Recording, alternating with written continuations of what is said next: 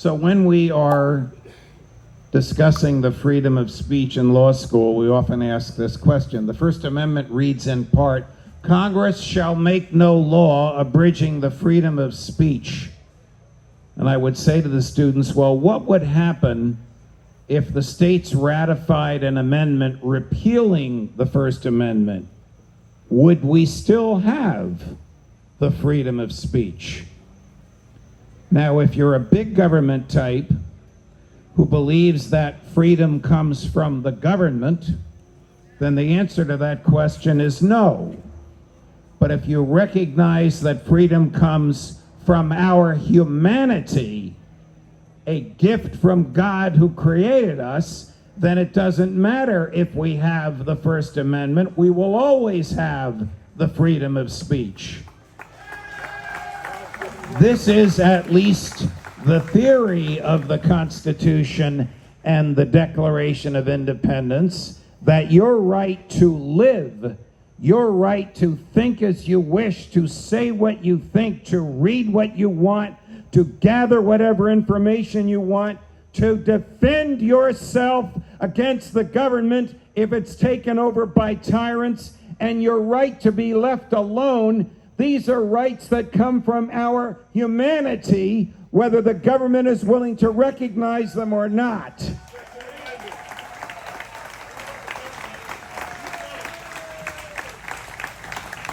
So after we fought the revolution and won the revolution and wrote a constitution, 5 states threatened to secede.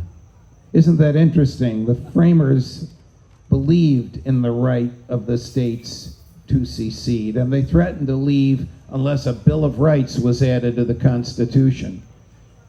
And the Congress picked the same guy to write to the Bill of Rights who had written the Constitution, Little Jimmy Madison. Now they call him Little because he was 4'8".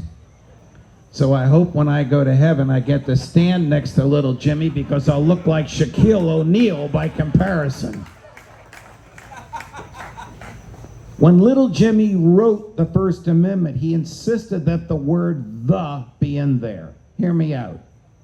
Congress shall make no law abridging the freedom of speech, recognizing its pre-existence before the government. If it existed before the government, where did it come from? It comes from our humanity. This was recognized by the framers of the Constitution and the ratifiers of the Bill of Rights. It would last for 7 years. The Bill of Rights was ratified in 1791. In 1798, the Congress enacted the Alien and Sedition Acts, a law that was motivated by something that is inconceivable today, fear of the French. All right. They feared the French because the French had just cut the king's head off, and they were worried the same thing would happen here. So they enacted this awful set of laws, which basically said, if you want to come to the U.S. and become a citizen, come here. We'll give you 20 acres of land. You can till it and do whatever you want. And you'll be a citizen after 14 months. Unless you're French, then you have to wait 14 years. Oh, and by the way, anyone who is critical of the government or the president and is convicted of this criticism shall be sentenced to 2 years in a federal prison.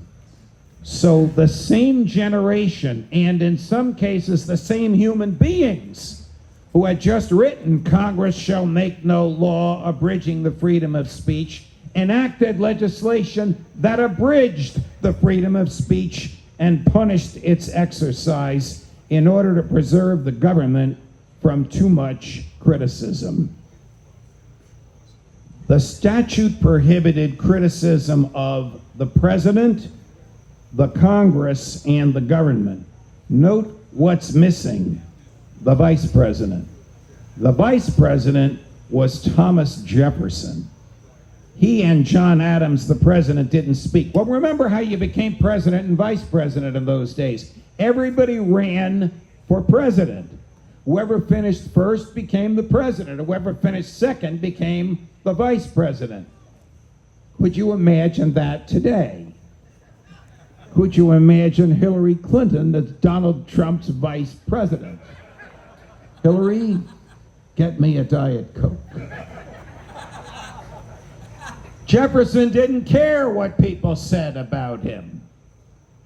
Nor did Congressman Matthew Lyons, the Ron Paul of his era, who decided to test the limits of the Alien and Sedition Acts by criticizing the president in public. John Adams, who was as wide as he was tall during his years in the White House, often wore a purple robe on his way to the Capitol building, and his wife sewed gold epaulets on the shoulders.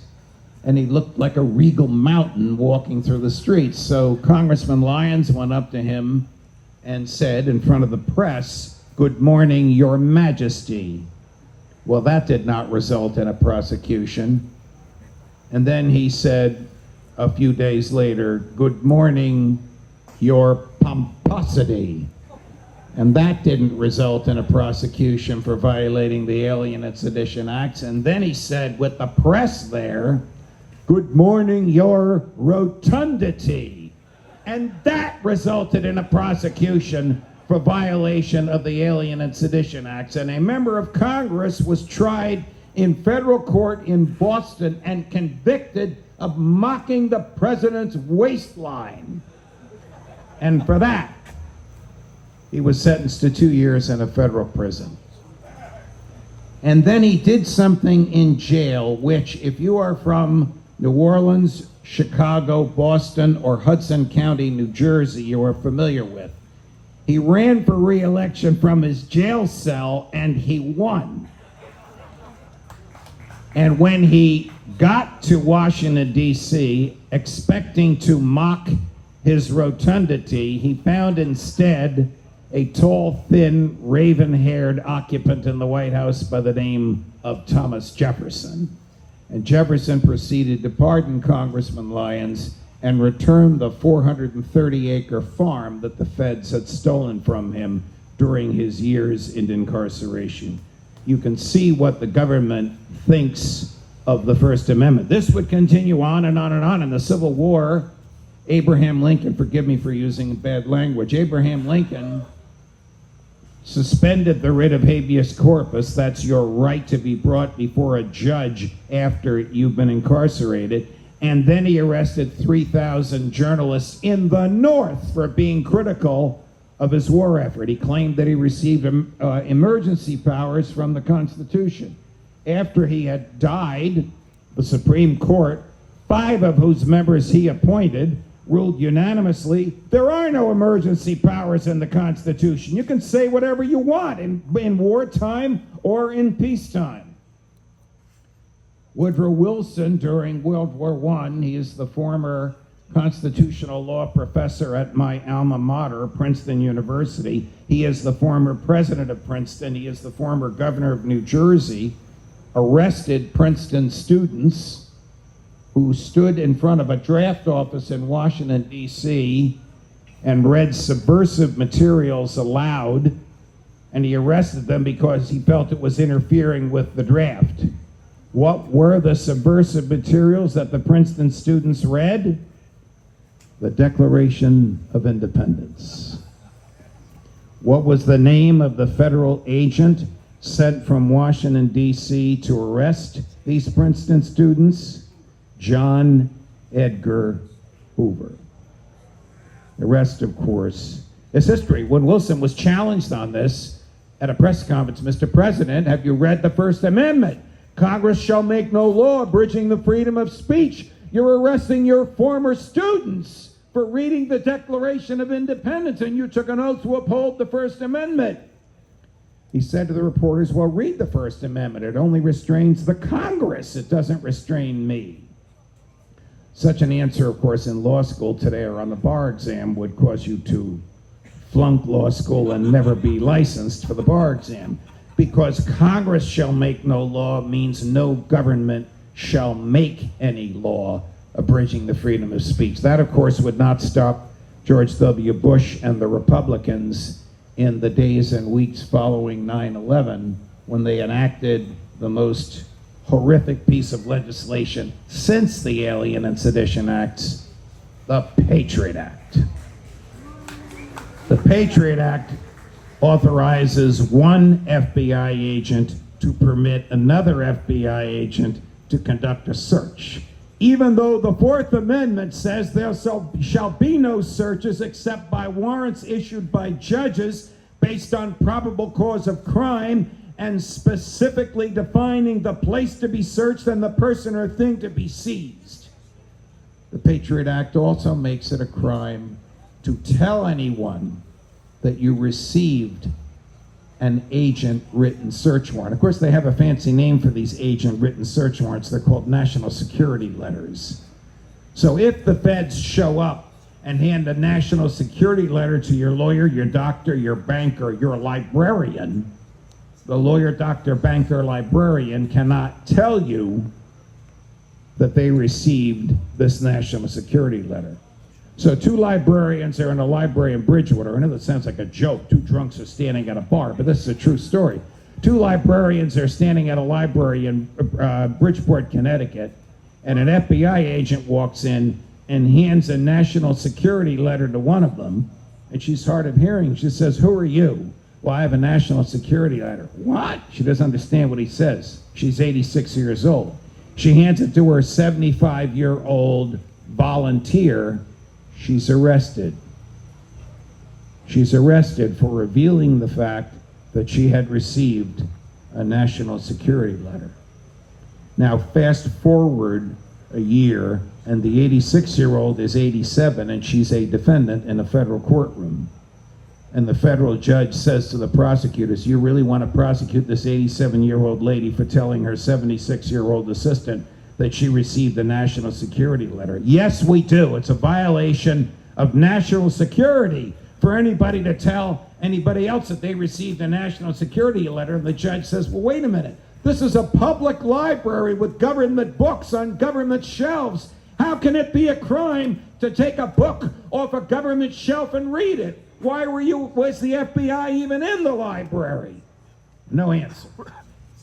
Who's the Attorney General? John Ashcroft. Get him on the phone, because I'm about to declare the Patriot Act unconstitutional. Well, whereupon Ashcroft says, "Well, dismiss the case, pull the case before she can declare it unconstitutional." So the government then changes its mind and says, "Well, all right, Your Honor, we're going to move to dismiss the indictment." And the judge says, "I'll rule on your motion tomorrow." And that night, she published an opinion declaring the Patriot Act unconstitutional, and then the next day dismissed the indictment. This has happened 5 times throughout the country. And whenever it happens, the government will not appeal it for fear that a higher court will sustain the invalidation of that portion of the Patriot Act which interferes with free speech.